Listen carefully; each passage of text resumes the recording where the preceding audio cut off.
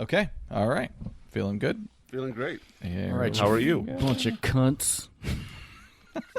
This is the Greg Tansley episode. Megatron must be stopped, no matter the cost.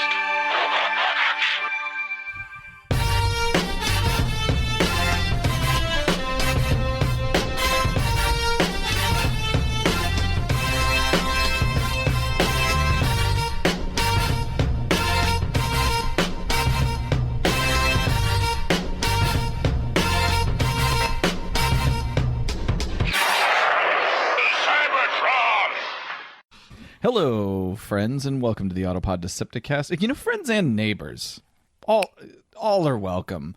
And Except for you. You know who you are.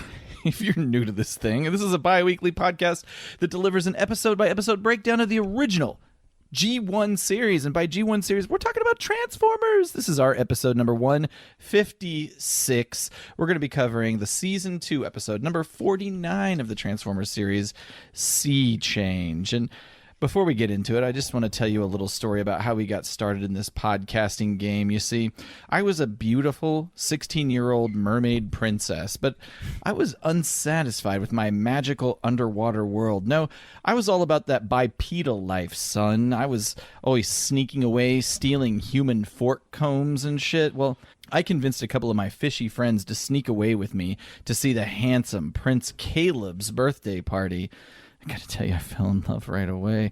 It was the kind of love even a giant penis-shaped castle couldn't get me to forget about. I gotta tell you, fell hard for that shit. Mm-hmm. But suddenly a storm hit, and I saved Caleb's life, and I sang him a little lullaby before sneaking away. Caleb vowed to find me. He got sprung by my beautiful voice and my ravishing red hair. Well, my dad wasn't cool with my choice of BFs and ripped up my entire collection of Teen Dream Sailor Edition magazines. So I went to visit the evil but magical drag queen, Ryan, and made a deal to get some wiggly people parts in exchange for my vocal cords. Some would call it the voice box for a moist box, but I'm not friends with those people. Here's the deal. I have 3 days to get Caleb to engage in a totally hot makeout sesh, consensual as well, or else I become Ryan's slave. Well, Ryan is super extra, and that deal is highly sus, but I'm never one to turn down a monkey's paw. I take my new gams up to the beach and try them out.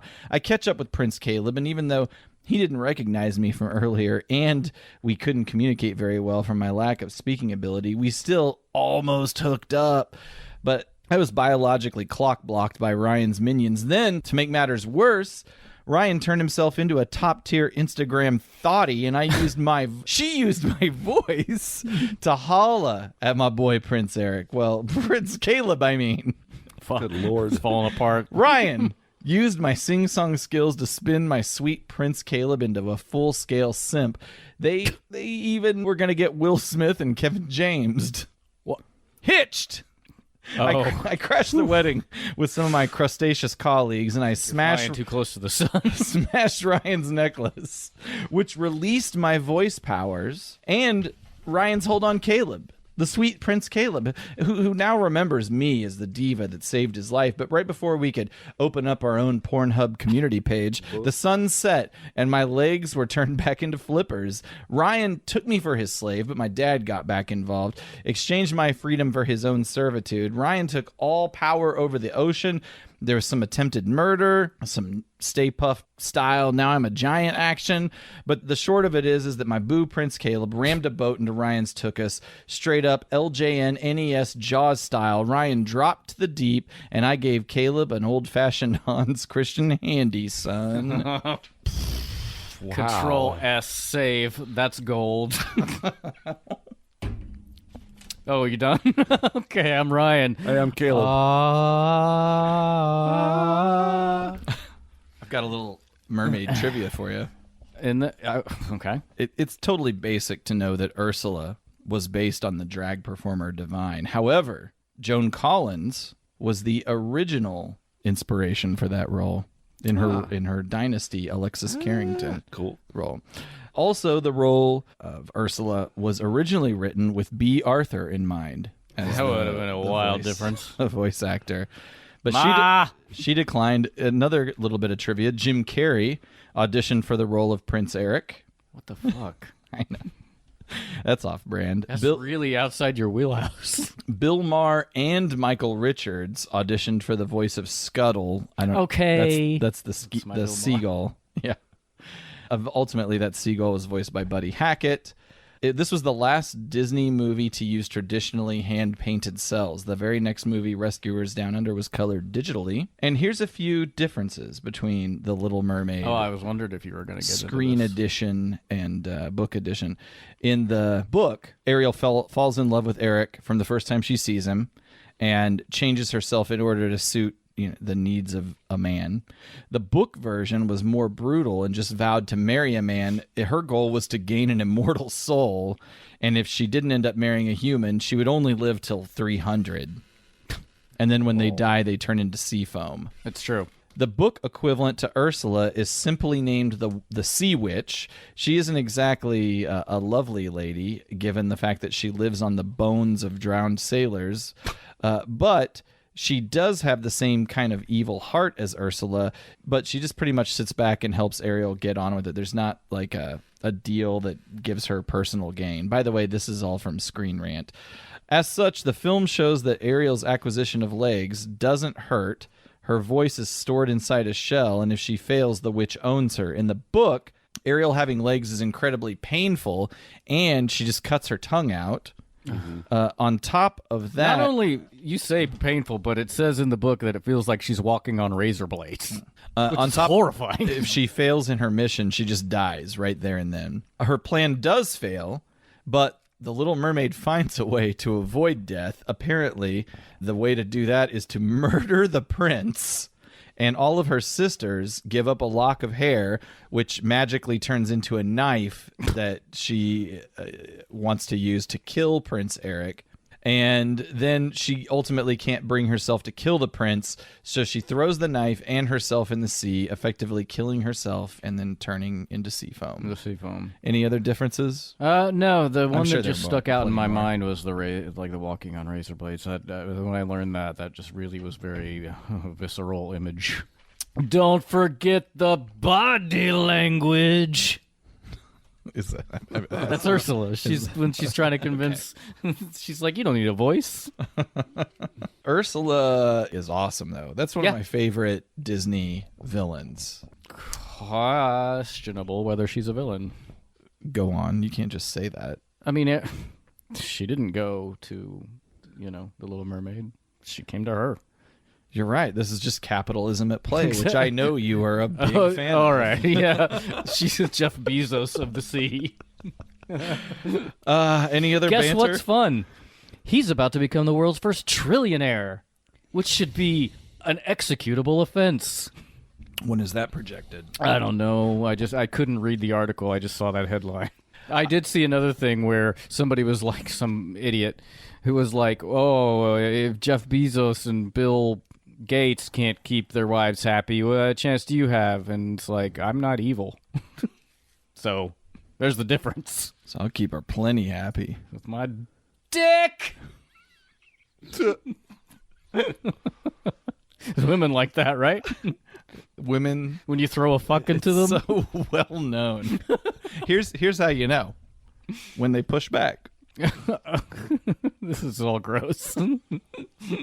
We are awful. I did feel like very useful this week because my washing machine broke, and it was just I came down. It's a good thing I came down here to check on like a load that I was doing, because it was just running hot water and draining constantly. Like so, and I looked up the error code, and it was a broken like valve inlet switch. Ugh. And I ordered a part online, and I installed it, and after having to go get a new hose and some swearing and hurting myself, it works. And I was like, yay. You're handy. Hans Christian handy, son. Kristen's hands and son. Yeah, so maybe, yeah. I should have commented last episode. We're back down in the moon base. Would this be Moonbase 2? Yes. aka Ryan's bathroom or bathroom. Hey, Brian's. We're in We the tub, should. The y'all. acoustics are great in there. Splish splash. But so I guess you solved your roots draining, the fact that like the flooding. the basement was flooded. Yeah, I had to. That was only $400. Okay, well, they got into it. Did you ever figure out which tree was the cause of the problem? He said that he said he had to run the line out like he had a 100-foot line, and it ran like 85 feet, so it's way over there somewhere. Like sounds like a neighbor. Yeah, Maybe you should give them a bill. Well, that's all right. I shit in his mailbox. Okay. Well, I think we're glad to be back, are we not? I'm glad. Okay. Okay. I felt like Geordie LaForge when I got the washer working. Let's see. What was I going to interrupt you with? You were Oh, that was it. The flooding thing. I also. Here's a thing I'm self-conscious about now. My wife has been telling me I stink a lot lately. Okay. Oh no. And it's connected to my clothes. Okay. Oh God, what are you doing? Yeah. It's possibly what I'm not doing. Which is washing your clothes? No, I wash my clothes. In piss. But we have a front-loading washing machines. It might be connected to maybe leaving my clothes in a couple Too long. days in the washing machine. They're souring. But then they couldn't. But then subsequent. I mean, if that happened, it happened months ago because she's been telling me this for 2 months. I've been conscious of it for months, and I've been washing my clothes, and they still come out, and she'll tell me I stink. Okay. So they tell you when you buy a front loader that you're gonna have to like do some regular maintenance to try and keep that from happening. I don't know why it's only happening to me, but I did a couple things. I went to clean. There's like a little trap you got to go into, and there's some water that collects that you have to drain. Oh shit, there is. Yeah, and do you have a front loader? Yeah. Okay, and then I've had it for like 8 years. and then there's a filter that you're supposed to pull out and clean the muck off of. Well, we've never done that. We've had ours probably 5 or 6 years. Yeah, I remember when you got it. Do you? And and so I went down and did that, and the water I drained off of that was the most. I've never smelled anything worse in my entire life. I didn't throw up, but I was gagging. Like as soon as water started, there's a little hose that you have to pull out to drain it, and I just started gagging immediately. Interesting. It was Jesus the worst Christ. thing I've ever smelled in my life. Cleaned that out, did it, then ran some white vinegar, like a couple loads of just like white vinegar in there to try and like clean off the whatever's on there. And then I started running my clothes with a little white vinegar to hopefully, Nice. supposedly, according to the internet, that's supposed to help. And Yeah, vinegar's a good. Sometimes I randomly there's a bleach cleaning setting I do sometimes, but Huh. so if your wife ever tells you stink, for 2 months. check your laundry. Well, the thing is, I would wash those clothes, but then the mildew smell wasn't going away. Jesus, put your clothes in the dryer. But her clothes do not smell that run through the same. Well, I'm guessing she pulls them out and throws them in the dryer. Maybe I think You I guys just do I your think I laundry. fucked up one Do you time. guys do your laundry independently of each other? We've had this discussion before. Okay. Well, His the dog, we? like Carolina, actually does her own laundry too. That's true. Oh, good. Everybody does their own laundry. In Yeah, our it's house. the same cool. way here. I do my laundry. Wes does hers. Wow. Cool. Who does your laundry, Caleb? We just all throw it in together and do it all as a family. That's the way they do it in Hollywood. He makes doing the laundry sound like a trip to the park. It's Well, not fun. whenever your stepson comes home from college, how's he going to know how to masturbate if you don't help him out? What? Yeah, it's just incest porn is very popular. Oh God. Lost on all of it. Let's move on. Ryan, Yeah. get me drunk so that I want to fuck a fish. Before I die, I'm going to fuck me a fish. Third Mr. Show reference in this recording session. Keep it rolling. Who you talking at? That's a great skit. Ryan, what do we got here? This is the Talaktan Scorpion Bowl. That's the name of the people, right? Talakan? Whatever. That's the people in the show. The Scorpion Bowl.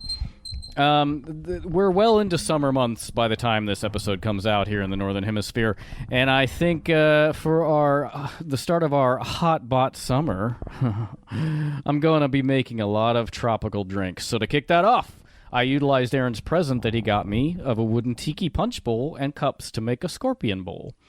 I took this idea from Greg on how to drink And this is a Trader Vic's shareable recipe. As with most tiki drinks, it has a fair number of ingredients, but they're pretty standard and easy to find. So just go to our website on this episode for the cocktail recipe. It's a little culturally confused. Tiki in and of itself may or may not be problematic depending on your point of view. But also this is supposedly a Polynesian-inspired drink in a Mesoamerican-inspired episode. So to make this, 2 ounces or 60 mils of lime juice, 4 ounces, 120 mils of orange juice, 1.5 ounces, 45 mils of simple syrup, 2 ounces of orgeat, which is an almond syrup used for lots of tiki drinks, Mai the Mai Tai, Tai in son. particular, yep. 2 ounces of brandy, 4 ounces of gin, 4 ounces of aged rum, and then you shake over cracked ice. This is about 20 ounces of liquid, so I just used a large mason jar to shake these up, and then you pour all ingredients into a decorative bowl and garnish with grated nutmeg. Now, I love the sound of all these ingredients. what would a together. shareable drink be without fire? So I made a little flame boat here, which is I cut a lime in half and then put a crouton on top of it that was soaked in lemon extract, and then light it up, and it'll burn for a couple of minutes. Yeah, you could use a sugar cube as well. It's fun. Normally, you would drink this out of the bowl with a bunch of long straws, but that's never happening again. So, Whatever. That was happening. Cheers. heyo, tink. That was happening in Clinton, Missouri. People were spitting in each other's mouths. They probably don't even let rum in Clinton, Missouri. That's too multicultural. The nutmeg shines through. It really sets it off. It's. Yeah. I think my cup is leaking. I probably just spilled it. Oh, okay. Yeah. All right, we're ready for the summer. Yep. Hot bot summer. Hot bot summer, y'all. Hot bot summer. Have you seen that people are trying to make white boy summer a thing? Oh no, that's Yep. That's terrifying. White boy summer. That's You from, never want to go to Channel It's 5. from Channel 5. Yeah. You never want to go to White Boy Summer.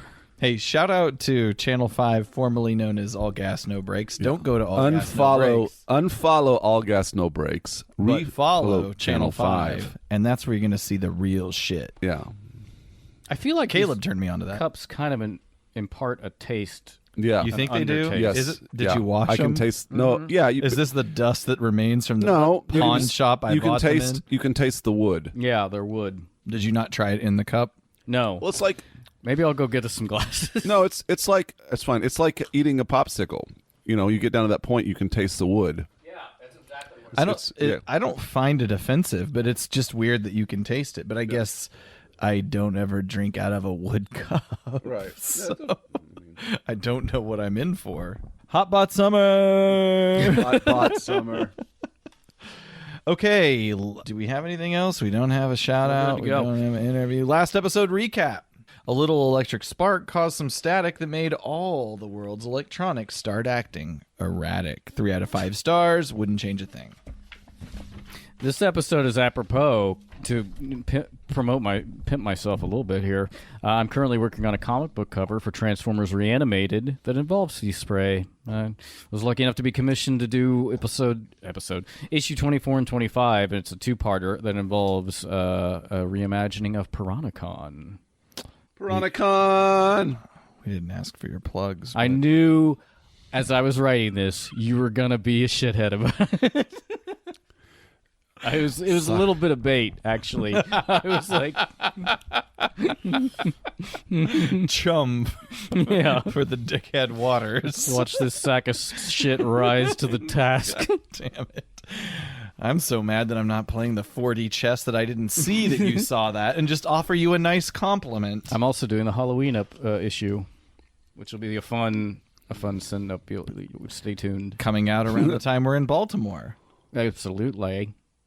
What are we going to do in Baltimore? Coke. I'm gonna eat some crab. I don't like I'm that gonna eat soft some- shell. I like that crab.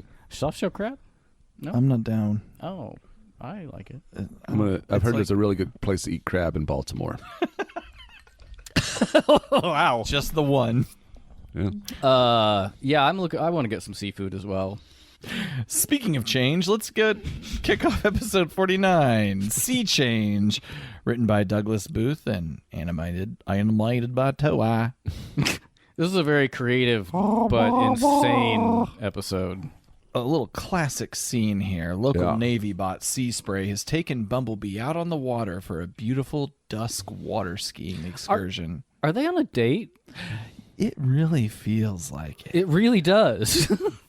Like they even sit and watch the stars together and make a wish. Well, and just some of the things they say to each other are things that you say when you're testing the waters. Yeah, like to see how They're see how things are vibing. They're literally testing the waters. Maybe they're just testing the waters. it feels very romantic. B fails the test because he's not ready for them sweet jumps on the water ski. They wrap it up, and yeah, it's feeling romantic. There's sitting on a rock, The evening star. the beauty of the night sky. You know, Bumblebee is oblivious to Sea Spray's moves, I think, here, even with the melancholy statement that let's make a wish on the first star. Yeah. But Beach won't tell Bumblebee what the wish is, or it. Jesus. Oh, we can't do this for every sentence. I've been annoying my kids by doing a terrible Donald Duck impersonation, which is basically like, Let's hear it. like if I was going to say I'm going to go drive a car, it'd be like, Oh, so indecipherable. yeah, pretty much. Do this. It's a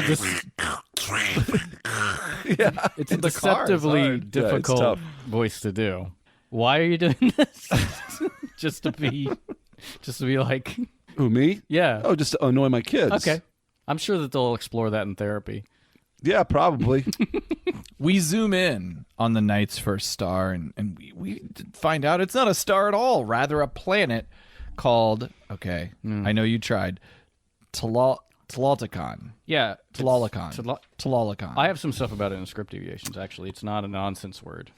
This planet appears to have bipedal, English-speaking life on it in a kind of almost Mesoamerican-looking civilization. It's very Aztec derivative. Yes. Why not Mayan, Ryan? Because it's not.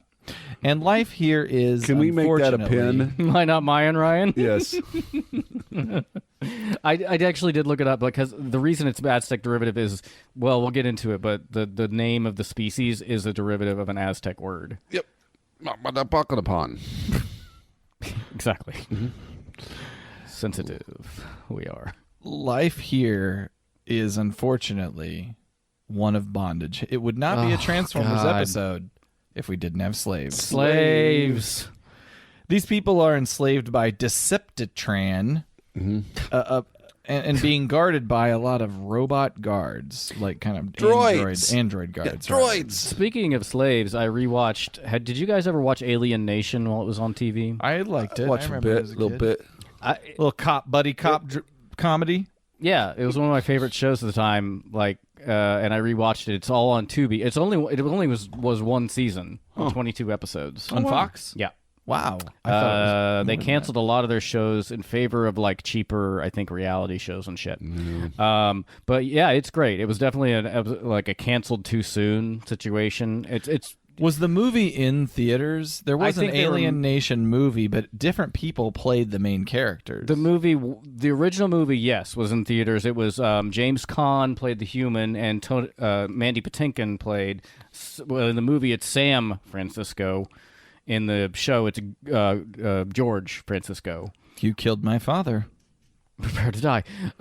Yeah. So, and then the series came after it, and then they made Okay. several made-for-TV movies after the series was canceled. But with the series actors. Okay. It's very good. It's like, obviously, well, I mean, you can go look up the premise, but these aliens crash land on Earth. They are slaves, and they have like it's basically an allegory for racism, because there is a pure human group that wants them out, I guess, and and so also like Sykes, the human cop, their relationship, he has to come to terms with having a newcomer Who's also an partner. alien? Well, that's what they're called. They're called newcomers. Oh, okay. And the slur is slags. That's the human slur. Okay. It's the version of the N word. It's very good. I remember liking it as a kid, but I don't remember anything about it. They also had overseers on the ship, which were like internally. They were the same species. They were just given preferential treatment because they were like the key, the overseers of the slaves, and they were called Clisson Sung. So the aliens had slaves. Yeah, well, it was a slave ship that crashed, and so, but there's like a small group of overseers, is what they were called, but they're indistinguishable except from a tattoo. I was going to say, are they the same species? Yes, they're the same species. Okay. It was, like how we enslaved other people Humans. here. What? What? We didn't do that. No. Well, sorry, I just recently finished it. It's very good. There's a parallel. Deceptitran. We're seeing Stupidest name I've ever heard. One of the villagers is kidnapped by the guards and are taken to Deceptitran, who's kind of a doofy Jabba the Hutt looking robot asshole. Yeah, there's a lot of Star Wars shit in here as well. In the same way as the Gambler, and in the same way that of the Gambler, we get to see Megatron is doing some off-world revenue stream shit. They take this humanoid, hook it to a machine, and his essence is drawn from him and converted into Energon. So I guess that's how things go down here. Yeah, I mean, and apparently they're much more efficient than humans because remember Starscream tried to drain Dr. Alcazar and it didn't even get hardly anything out of his brain, but here this guy filled up a whole cube. It seems like it's perhaps more efficient just to have him work. Yeah, like turning a thing like in the medieval episode. Yeah. Also, did Megatron build this guy? Deceptitran? It's not really clear. It third- feels like this is a lost colony kind of situation. He's a third party. There we go. A knockoff? He's not an Autobot. He's not a Decepticon. He's like a third party for hire. Oh, I see. And I don't get the sense that he's fully sentient either. It's weird. He has a personality, but he seems to be. You can turn him on and off. Yeah, he's cowardly. He's hysterical. They turn him off. not in a good way. I will cover whether he's sentient or not in script deviations. Ooh, excelente. Well, when done, the guards callously discard the slave's tired body back to the fields. This treatment inspires a small revolt, with several slaves attacking the guards and then abandoning their posts and jumping into the sea. The robot guards apparently cannot be immersed in water, so the droids cannot give chase. Curiously, many of the humanoids, once in the water, seem to have fishy tails where they once had legs. The former slaves get away, and Deceptitran states that he must contact the Decepticons. I just noticed we have paused it here on Deceptitran. His ears are sorry parts. They're sorry game pieces from the game. Nice. That's it. No, nice. This is a source of confusion for me. The robot's short-circuiting? The robots short-circuiting here and the humans turning into fish here because they make it That's because it's not the pool of not all of robot it. transformation. Right. Yeah, we get it. I will say, I forgot to say this whenever you did the intro. I figured you would either do the intro based on The Little Mermaid or Splash. So I thought you'd go with Splash, so I was wrong. It's you know what? hey, fuck you. I'm just splashing more of this cocktail in the glass you brought me. Delicious. I don't want that wood taste in Yeah, my it's mouth. weird. Well, the punch bowl is wood, and you still get the wood taste. Yeah, You but still do, but it's No, I have more a manageable. because I put a glass bowl. Oh, okay. inside Oh, the you've got wood untainted. Well, maybe it's because the scoop. the scoop is wood. Scoop is wood. I'll tell you what, this thing be transferring wood. Flavors all up in here. This is, it's still good. I don't hate the wood. No, Yeah, it's no, fine. It's fine. Mike, when you make this drink, tell us how it tastes without wood. I'm assuming you don't have a wood vessel, but fuck, maybe you do, man. Ryan, have you got the McAdams thing yet? No, I don't think it's been produced. Just recently the pre-orders closed. I think it's supposed to Gotcha. come out next month. So Cool. Okay. Bumblebee and Sea Spray are still at the ocean, enjoying the romantic beauty of a crystal clear I would have sky. liked it if it cut back and they were holding hands. Sea Spray gets a message from deep space to headquarters. Perceptor is trying to decipher this message, but he can't quite do it. The patterns do indicate distress, however. Cosmos is all in to help. B, Perceptor, Sea Spray. Let's head to space. No Optimus Prime. They're He's on too their big. own. He doesn't Yeah. fit in Cosmos. Blaster is Optimus Prime sized, right? I think Blaster's actually taller than Prime, Okay. but maybe he transforms Turn into tape mode. Right. Wait, does Blaster go with them? I was confused. I meant Perceptor. Yeah, Perceptor's smaller. Also, I was very excited because I'm like, oh, I love Perceptor. It's gonna be they're gonna be a Perceptor issue, or episode, but no. He doesn't add in really. Like, any really, value. I don't even understand why anybody but Sea Spray went, because they do not show up in this episode hardly at all. There's a little bit of cover fire, maybe different part, but they make weird decisions to go to weird places, all over the place. This is a strange episode. I liked it. I really enjoyed it, but As Cosmos and the team approach the planet, Perceptor finishes translating the SOS. It turns out it's actually a Decepticon signal. yep. At this time, Cosmos is picked up on radar. He's showered with laser fire. He and the Autobots crash into the jungle near the Well of Transformation, as the peeping humans call it. Humans? Are they be... To the left. Cosmos also says, "Oh no, my paint job's ruined." Channeling some real Sunstreaker energy. Yeah. The droids chase the Autobots into the jungle. The local, particularly a beautiful feminine one, assists the Autobots in taking out the attack droids. Intros, this is Alana, and she thanks you for your service. Is this Sea where Spray- Sea Spray blushes? Yeah, he's all embarrassed. Like, bro, you gotta act confident, bro. How does B feel about this? Chicks love that. You gotta tell her she's got pretty eyes, but her ears are pointy. Lower her confidence. You know what I'm saying? Make her want you. All right. That's the bit. In another Star Wars related thing, the Electro Whips are basically lightsabers. Answering Deceptitran's distress call is Astro-Turkey. Yeah! Megatron, Soundwave, and Dirge. Quick summary. The Autobots are here, and the droids are following them. This is interesting. This is the first, I think, off-world episode where Megatron comes along. Yeah. He does not trust the Seekers to do the job anymore. He's the Season 1 pepper to go along with that Season 2 salt. Season? Ooh. Yeah. That's why I Actually, get the Soundwave is monies. here too, so he's not the only one. Alara and her pals are taking Sea Spray and company to the Well of Transformation, the one secret that Deceptitran has never learned. As the native people worship the well, the droids attack the Autobots. They defend the well and see that a droid falls into the water, sparks, and dissolves into nothing. Yeah. So Alana says, the Well of Transformation dissolves the body, leaving only the essence, which can then reform into whatever new body we choose. But all they choose is half fish. Like, nobody becomes anything else? Why not just become a fish? Or, You'd be even more aerodynamic. like, something that can kill robots. Why? So I guess my point is, like, why have that line read that way as opposed to just saying something about transforming into a mermaid? Well, because later on she transforms into a transformer.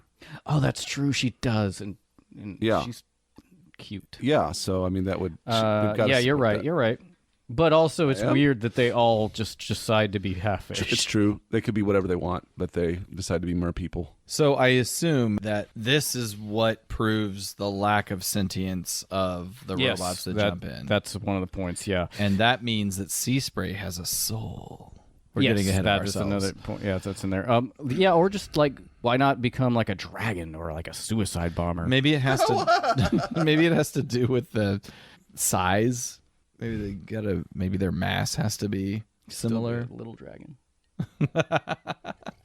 They could be a dragon the exact same size as a human. Because she fires lasers as a robot. We're getting ahead of it, but Sea Spray's finally got game for a change, but oh yeah, she blows him a kiss and he is horny on Main. But she says like, this thing is not for robots. She makes it very clear. Robots. Well, she's afraid. Not allowed. All she knows is the droid, so she's afraid he'll get true. hurt if Right. he jumps in. But if Sea Spray meets them at the waterfall, they can kick it later, in some safe water. She blows the kiss, and he's swooning. It's all very confusing because we saw droids go into normal water earlier. Now, maybe droids No, they can't go into short-circuited normal when they water. went into normal water, too. That's confusing. Yes, it is confusing. It's almost like it doesn't hold together. Right. It's been so long Unless they since- just can't get in normal water. Maybe the droids aren't built for any water. Yeah. But this water, you'll also disappear. Right. We see Laserbeak. It feels like forever since we've seen Laserbeak. The Autobots make their way through the jungle to the waterfall, only to be ensnared in a Decepticon ambush. Sea Spray takes the lead. Again, everybody grabbing. This at least makes sense. That's true. They're not water people. Yeah, water people. Hovercraft mode. We're going to go for a swim. Hang on to me. They go down the waterfall, and their fate will be a mystery until we return from the commercials, gentlemen. Down the waterfall, we see Perceptor. Spray. No. I was about to say that. We see Perceptor and Cosmos holding tight to Sea Spray. They rendezvous with the Talal. I know I can do this. Talolicans? Talolicans. I think it's that easy. All right. Talolicans. And enter a secret passage in the water. Unfortunately, Bumblebee has fallen behind on the waterfall ride and is captured by the Decepticons. The Autobots and the Talolicans they're going to need help to rescue him. Soundwave says, Autobot, you are my prisoner. Yeah. In a very excited way. Yeah. Like, Yeah. It's weird how you go in between these moments of the Decepticons not knowing their names and then knowing their names very well. That's Bumblebee, dog.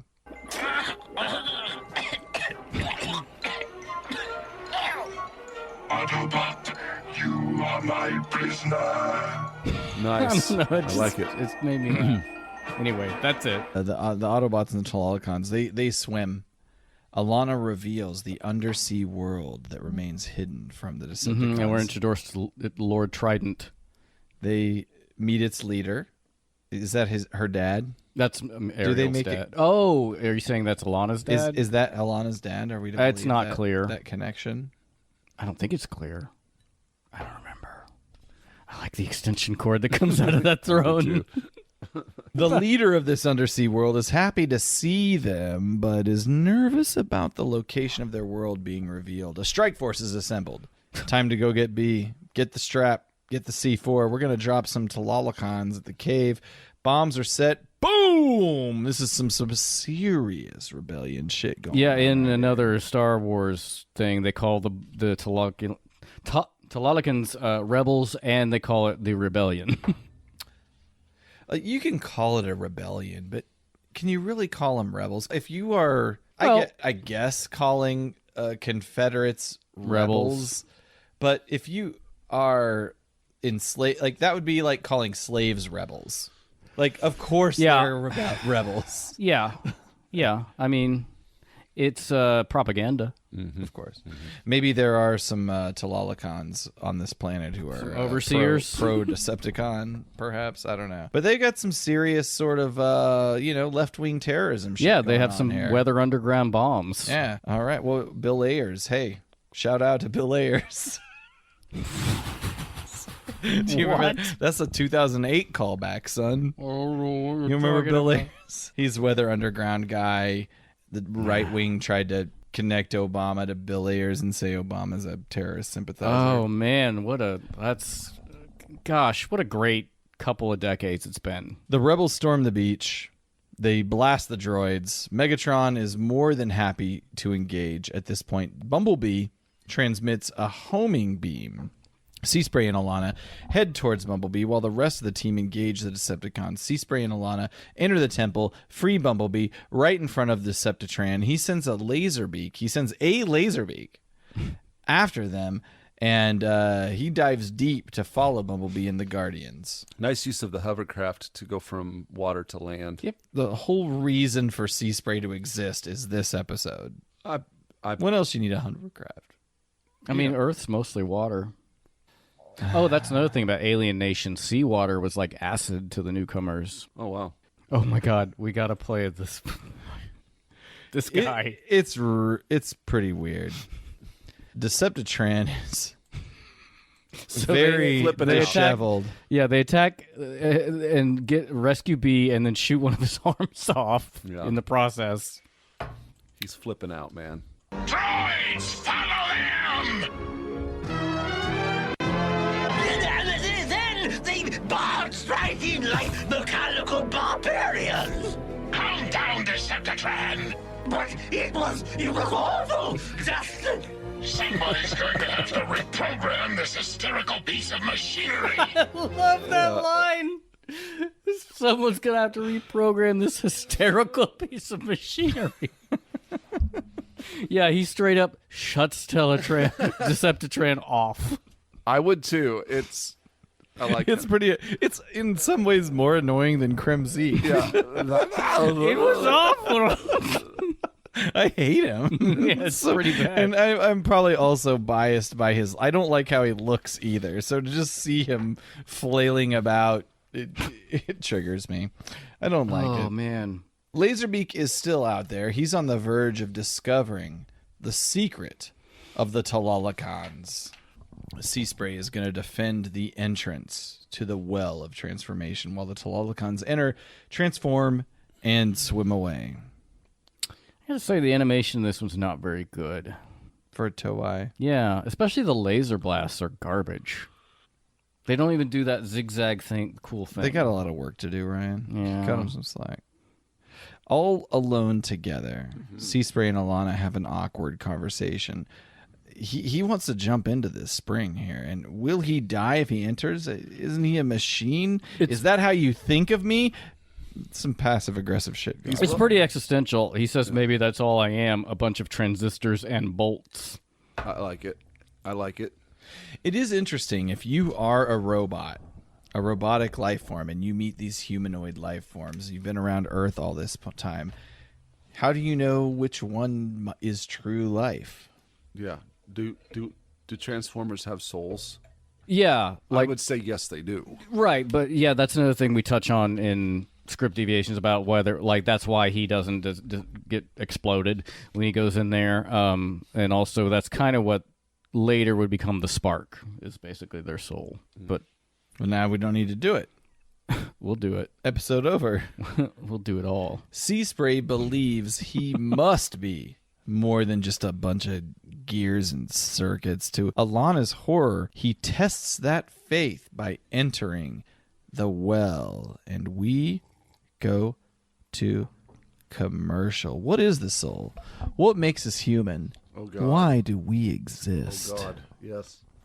What is a man? Nothing but a miserable pile of secrets.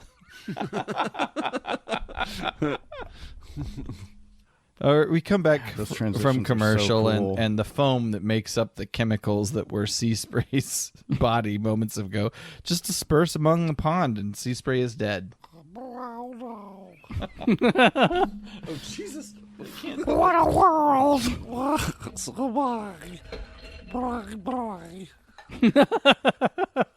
Sorry, I'm trying to get me some of that Polynesian drink. Island drink. We return. Alana is crying. She believes Sea Spray dead She's got that nude lipstick. from entering the well. That's hot shit. Yeah. She weeps. Sounded creepy as hell. Yeah. Sorry. She weeps.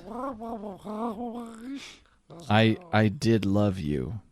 Sea Spray peeps his human head up from the water. Oh shit, baby. A player like me don't move that fast, son. Yeah, he comes out hot as hell. Yeah, man. He looks like He-Man. Yeah. But I love that he I'm still just has, saying that I love he still has that voice, though. Yeah, that's distracting. I don't. That's terrible. time. I hate that. the whole time. But, I mean, yeah. I love they only do it when they're in the cave. Let me see if I can pause it on a moment. Yeah.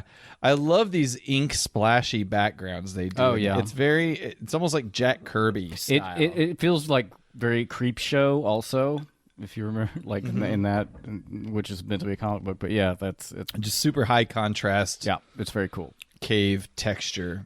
Talalican Yeah. hunk of man meat. Mm-hmm. Turns out she God. she was worried he wouldn't be down to gnaw on her chum this whole time. Ryan's getting ready to comment that, like, how she looks down, and your first instinct is like, does he have a boner? But no, it's the feet. That's Why didn't it change his feet? that is super strange. But yeah, Alana They made a hug. point of that, and it plays no part in the episode at all. Yeah, Alana hugs humanoid Sea Spray and goes, "Ouch!" He looks down. And yeah, like Caleb said, of course I thought huge boner poking her in the belly. At least make his boner robot. But yeah, and then so basically what we're seeing is that Sea Spray still has robot feet, which makes it's weird and stupid. This is kind of sweet. Sea Spray is validated. She is validated. They like each other. I like the love It's story. cute. I like it. It's kinda cute. I enjoy it quite a bit. I feel like it plays I'm into it. somewhat authentically. Yep. They go on a little amorous swim together, but the liaison doesn't last long. Megatron and the Decepticons are attacking the undersea city. Sea Spray has got to go back through the well and become a robot again so he can properly defend the city. Alana will not let him do this alone.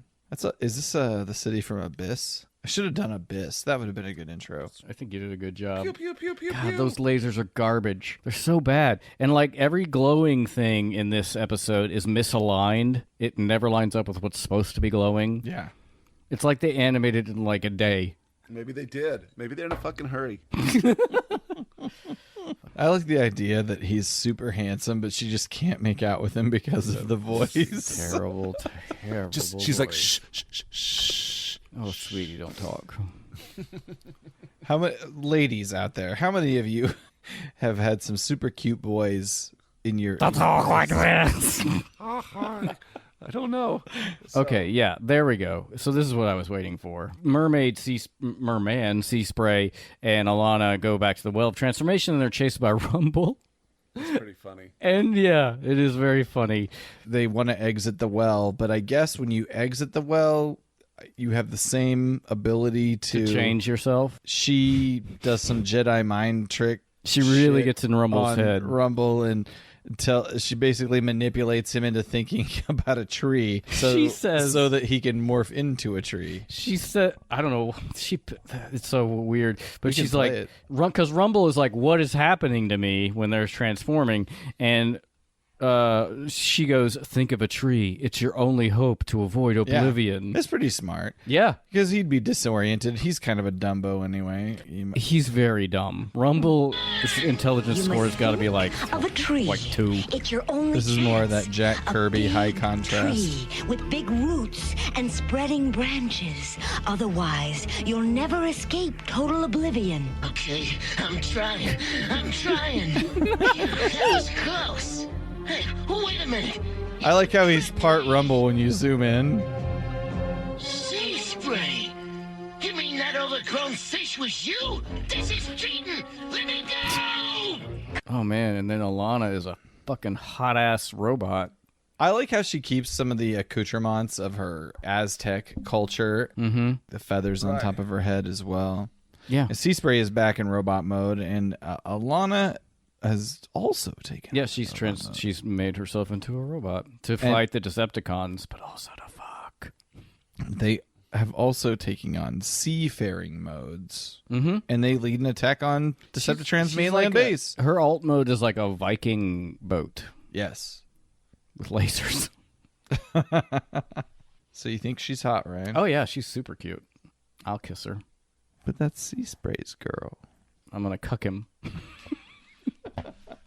I don't know much about the difference between Mayan and Aztec culture, architecture, whatever. It has to be similar. It's a mix. It's similar. It's just basically ancient Mesoamerica. I say what it is. Aztec because the words they're It's a script deviation thing, I'm guessing. and Douglas Booth is like a history buff, and so he uses like bits and pieces from that, and specifically in this one he's using Aztec bits and pieces. I haven't really been exposed to much Aztec. Only been exposed to Mayan. in Yeah. real life.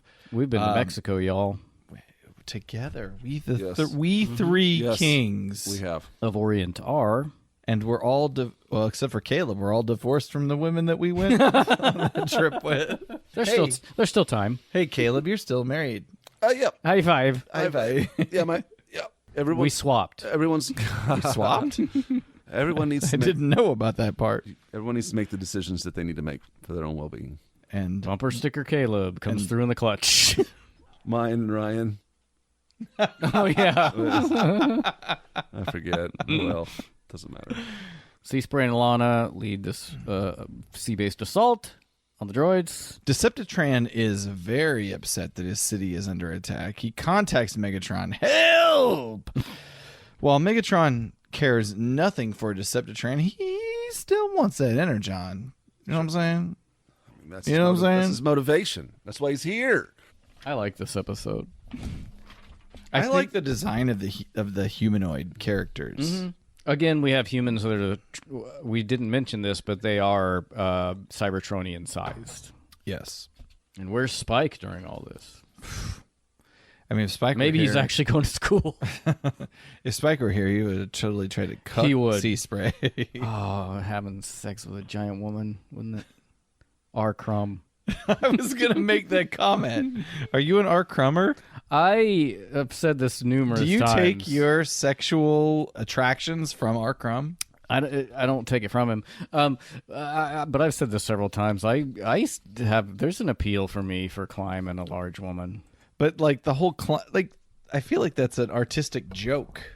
I just like. I'll be like. Oh, maybe it isn't. I It's don't a know. real fetish. I'll be like. I just get all over her. I'll put my Like the Attack of the 50-Foot Woman is put all my kind of a body on her. known.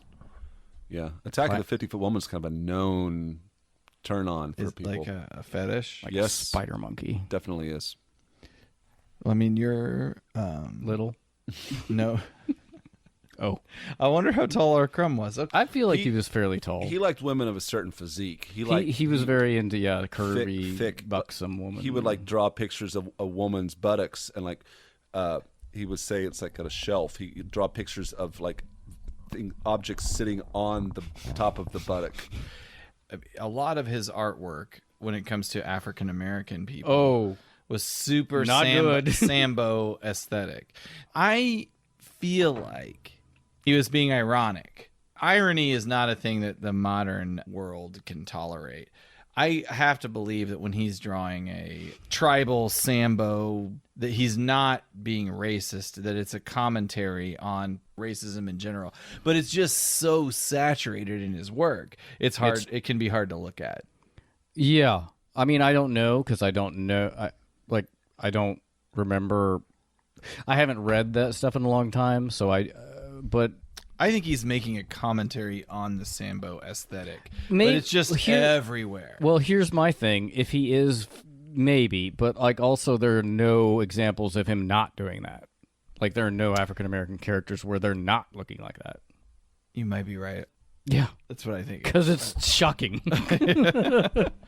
All right, well, back to that. R. Crumb, great illustrator, but there's some questionable stuff going on there that we'll research later and get back to you. Liked butts. He definitely liked a big woman and wanted to piggyback. Yeah, that's the truth. I think he drew pictures of that. He did. Endless pictures. Yes. Alana, I don't know where we are. Alana's taking control of the Tran and commands him to command his droids to attack the Decepticons. At this point, also, I'm like, do we even need the other Autobots? Nobody has shown up for so long. Megatron and company, they show up. They find themselves in a hall of energon. The reprogrammed droids attack them, and Sea Spray fires on the cache of energon, kicking off a chain reaction that ends up destroying the whole floating Tlalacon city. And the Decepticons do what they do, which is Retreat. Fly off inside of astro-turkeys. Astro-Train skis across the ocean like a porpoise. How many He episodes didn't have to do that. How many episodes end with the energon getting exploded? What I still don't have figured out is this a city that was built before the Decepticons colonized it? I think it was a city built on rock and roll. Sorry. That was terrible. But legitimately, is there any Right, indication that this was that part of the world was built There you go. prior to Decepticon? So I think that it was built by the indigenous people, because it doesn't look like anything we've ever seen, really. So okay, yeah, we're paused here. We're Astrotrain. Is this space Cancun for the Decepticons? Is this a resort They're on planet? spring break? Yeah. Show us your titties. Okay. Yeah, Oh, yeah. nice, Okay. Caleb. What? No. Lick 'em. Stop. So Astrotrain transforms and all the Decepticons get in, and then Rumble, who has just, because of the earthquake that the explosion of the Energon creates, falls into the well of transformation and is able to transform back into himself, and then tries to catch up to him. Do you understand what he says when he's trying to catch Astrotrain? No. Let's hear it. Yeah. Hey, you astro-turkey! Wait Something turkey?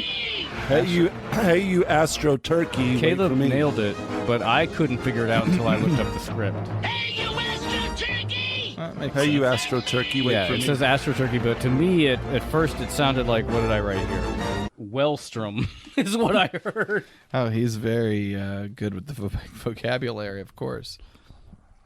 So he says, "Hey, you Astro-turkey, wait for me." I had to look. I wish they would have left part of him as still kind of like a tree, like a leg or a like a leg, arm or branch. something. Yeah. A branch curled around his leg. The Autobots are sorry about the destruction of the city. Alana shows back up, human mode. Sea Spray is a Yeah. little put off at first. You didn't like being a robot? No.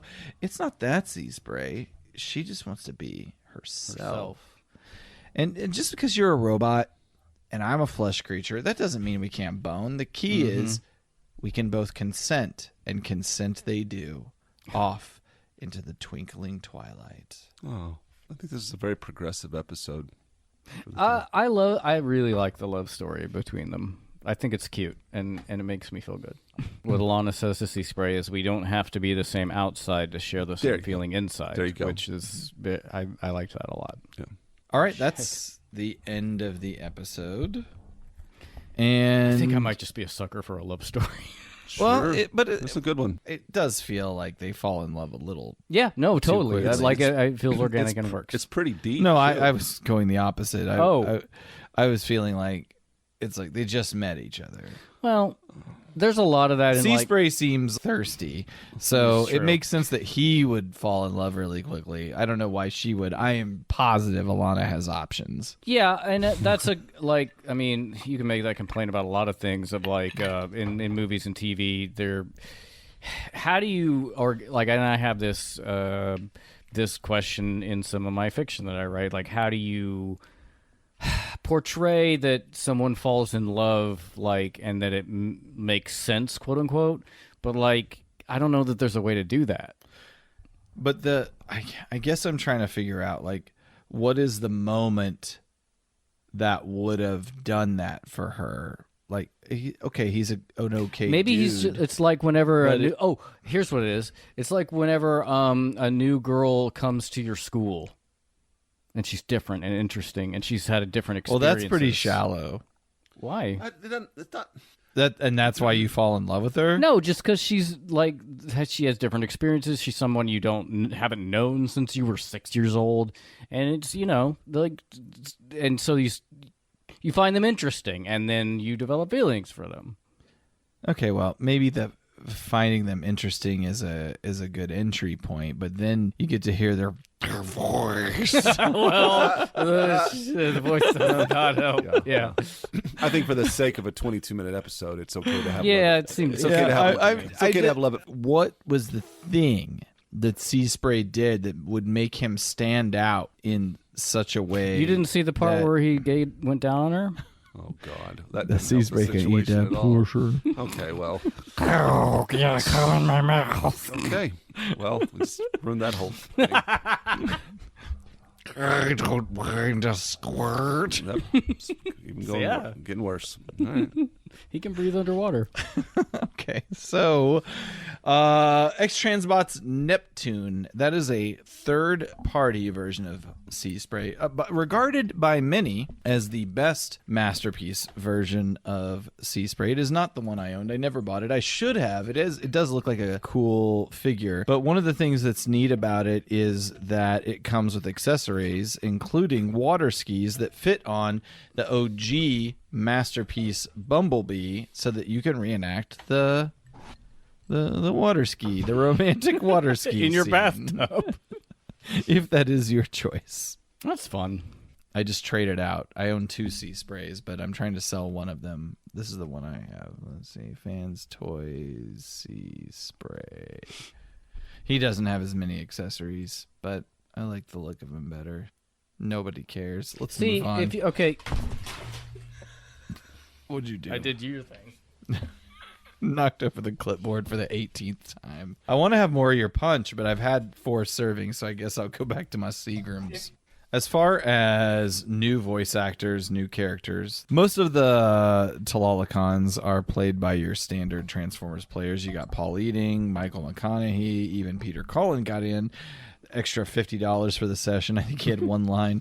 Yeah, he did. Yeah, I remember that because I noticed his voice and I was like, oh, shit, that's Bryson. Okay. So the standout is Alana, and according to TF Wiki, she was voiced by Melody Britt. And it was weird because on TF Wiki, when you linked through to that, she did not have a page. I hate that shit. Yeah, so I just did the IMDb thing. The main thing to know about her, she did a lot of voice work for Filmation, television shows. Most notably, she was the original voice of She-Ra, Princess of Power.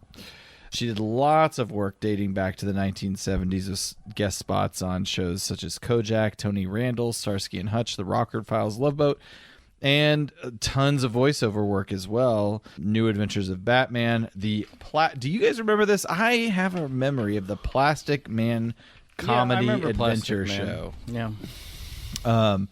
Flash Gordon and 93 episodes of She-Ra, Princess of Power. According to IMDb trivia, she was the first actress to say, "Because I'm worth it," for the L'Oreal hair color advertisements. As far as I can tell, she's alive and well at age 77. She is on Instagram and posts non-stop She-Ra content. Cool. All right. She has 1,000 followers, so More than we have. pump it up. Yeah, just look up She-Ra and the woman. Melody, Melon. Melendybritt. Okay, yeah, I just typed her name There in. you go. Here's a picture of her when you Google her name. I think she looks like She-Ra. But here's her Instagram page. She's very bought into the She-Ra thing. Making that, The She-Ra bucks. yeah. All right. Well, In the real world. Hey. In the real world. Again, like last episode, we have another episode with all new top 40 and box office. You're getting spoiled. This episode came out November 20th, 1985. Okay. In the American Top 40, number 1 for 2 weeks in November of 1985, it is We Built This City by fucking I Starship. hate that song. You are wrong. Yeah. In the worst way possible.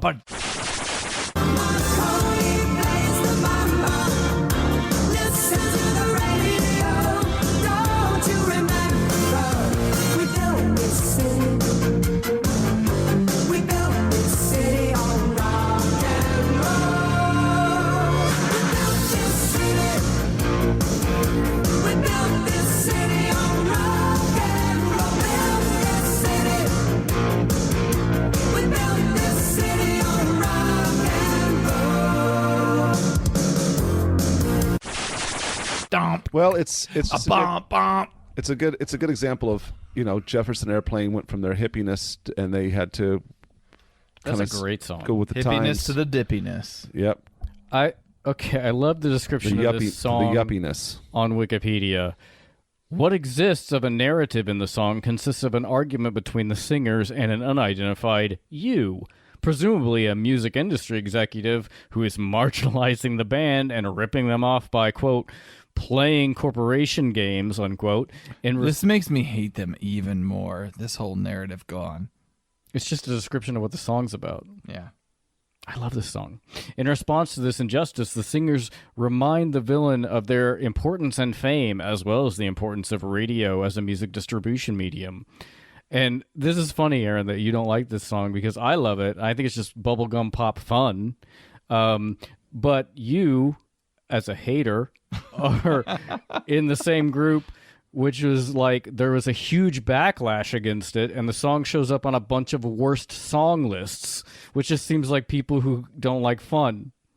Not on my watch, they say. A lot of people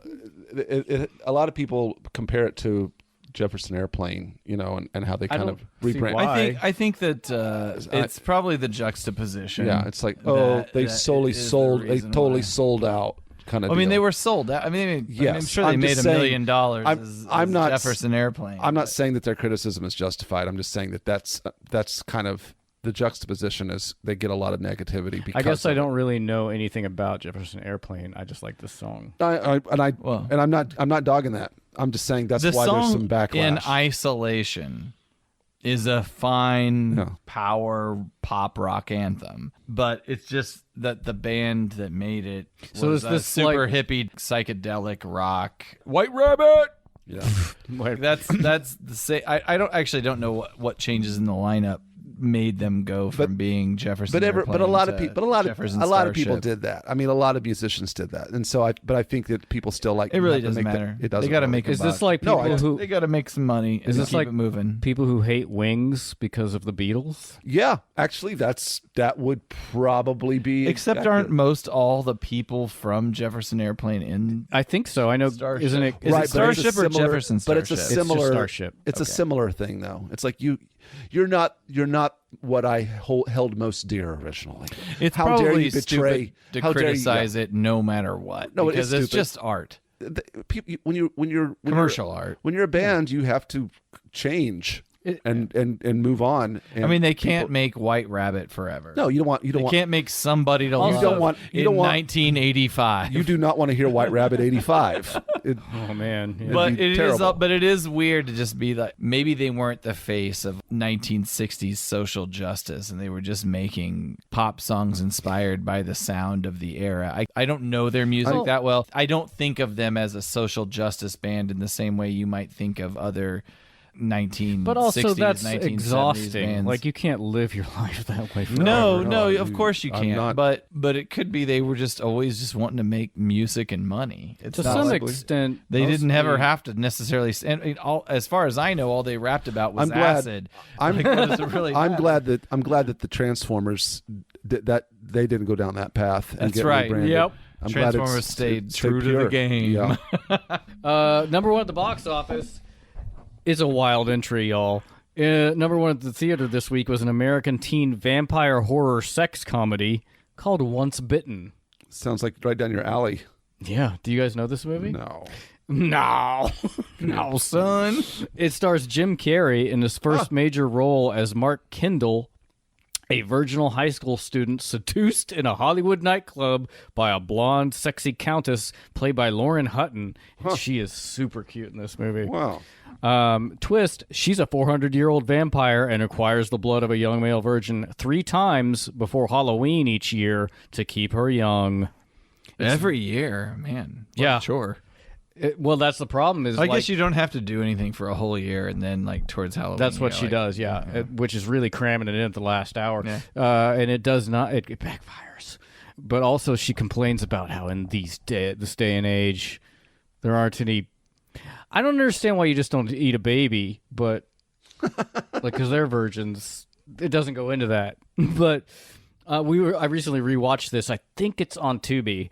Again, it's very fun, ludicrous, and very convoluted. It also stars Siobhan Little. How do you say his name? The guy who played the sheriff in Blazing Saddles. Oh. I don't know if I've ever heard his name said. Sheriff Bart. Yeah. Oh. Excuse me while I whip this out. Cleavon. Cleavon, thank you. Cleavon Little. God, I don't know why that was so hard for me. As Hutton's familiar, and he makes a meal out of this role. It's great. He's so good. A little trivia about this film. The part of the Countess was originally written for Cassandra Peterson, better known as Elvira. Michael J. Fox was wanted by the screenwriters for the lead role, but exec producer Samuel Goldwyn Jr. didn't think Fox could carry a big screen movie. This was made concurrently with Teen Wolf, I believe. Right. And that's where the interesting trivia stops. Okay. And number one for 1 week, the film grossed $10 million on a $3.2 million budget, which makes it surprising there was not a sequel. Yeah, for real. Fun facts. Let's see if these are depressing, because I don't remember writing I'm them. sure they are. Triple threat Carly Rae Jepsen, singer, songwriter, actress, was born the day after this episode aired. She was born on November. I do a week usually. Born on November 21st, 1985. Carly Jepsen, we don't care about you. I love her. Corruption. Be born on the day. Be born on the day. Or don't be born at all. That's Oh, Jesus Christ. Huh. In this weird instance, Aaron's the one that's making it depressing. Well, here's another good fact.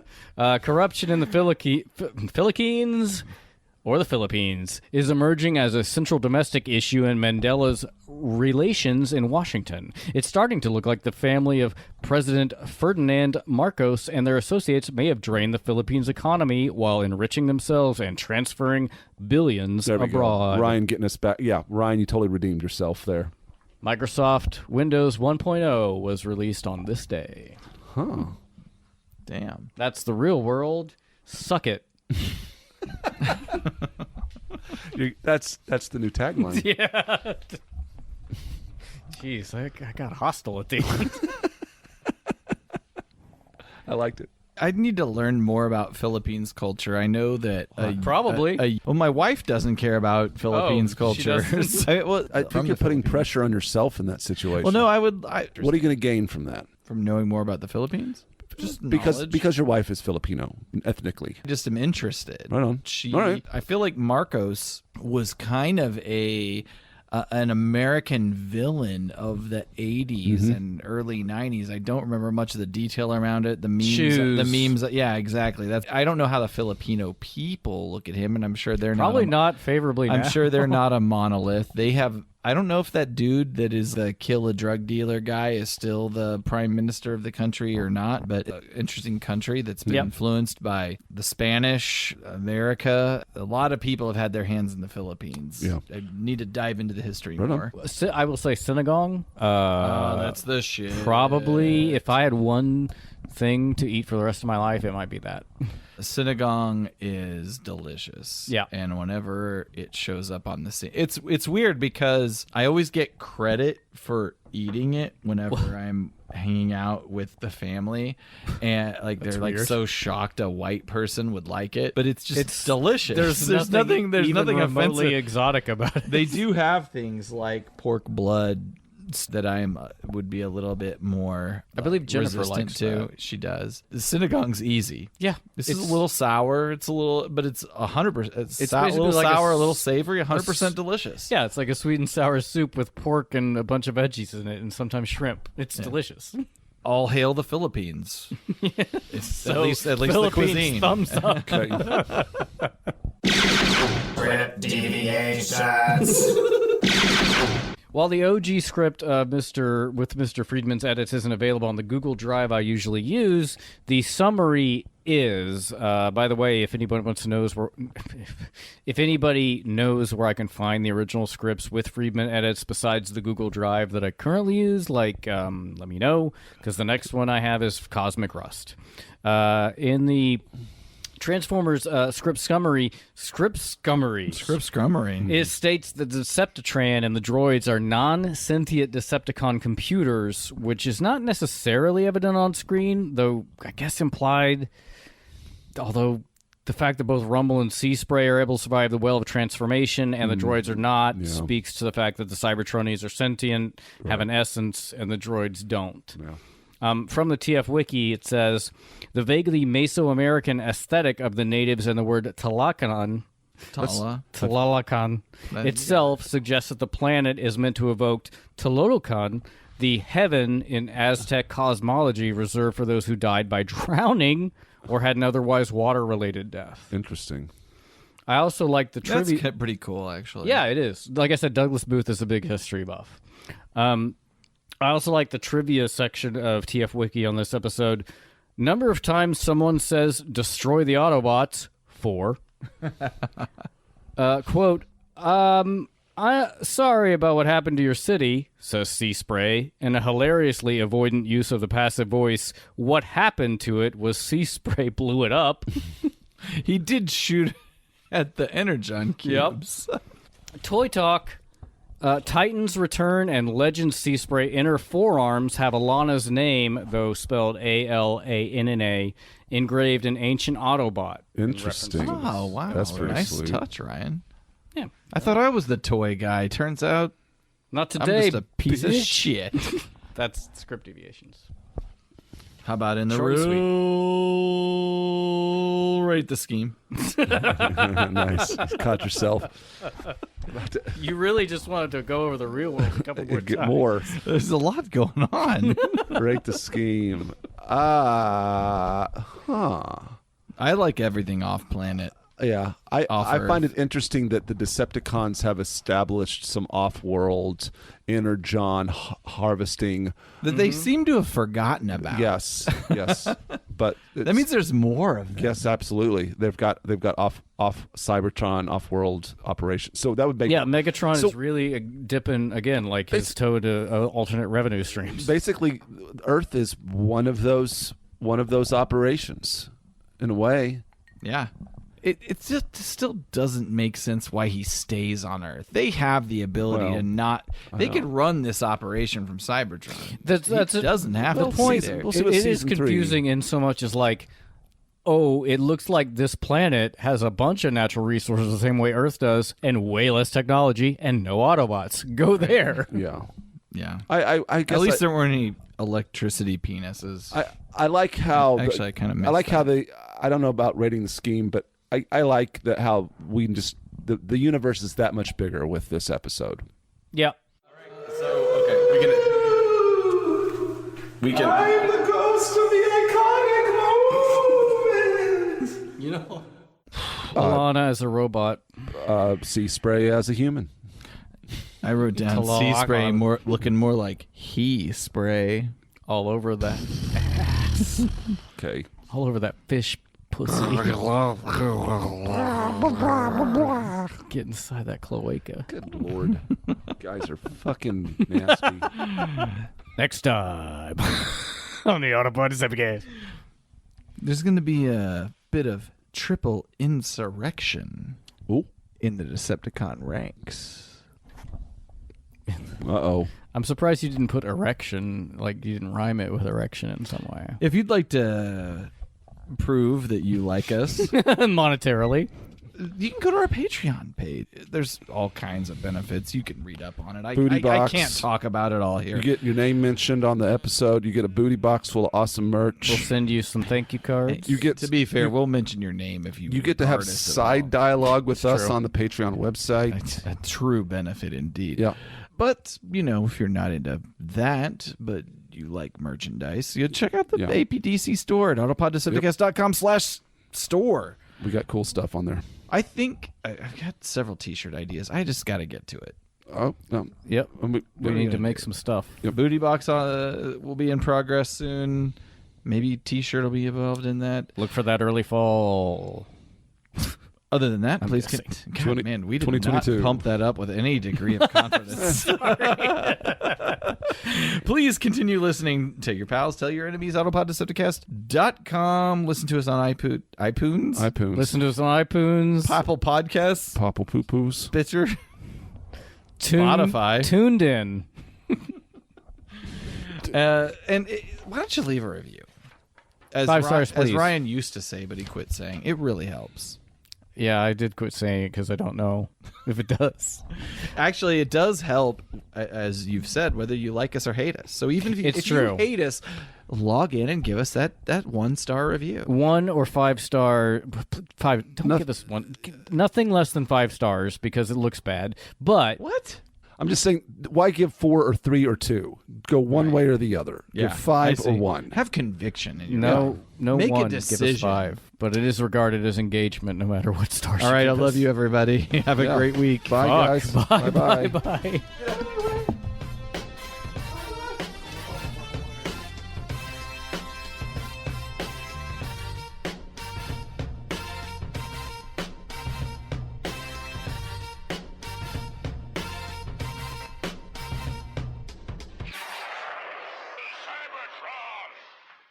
You bought quite an eclectic mix of beverages.